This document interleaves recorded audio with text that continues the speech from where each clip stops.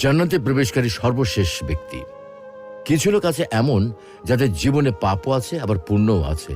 তারা পাপের কারণে জাহান্নামে যাবে, তবে নেক আমলের কারণে শাস্তি শেষে জান্নাতে প্রবেশের সুযোগ পাবে।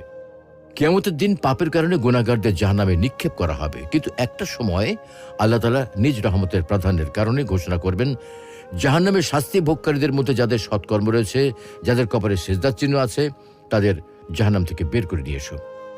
আল্লাহ রাব্বুল আলামিনের এই আদেশ পাওয়া মাত্র ফেরেশতাগণ কিছু মানুষকে জাহান্নাম থেকে বের করে নিয়ে আসবেন, তাদের এক বিশেষ প্রকারের পানি দ্বারা গোসল করাবেন।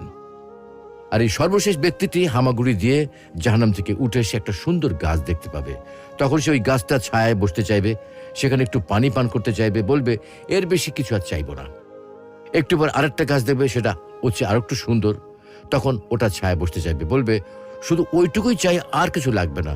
কিছুক্ষণ পরে আরো একটা গাছ দেখবে,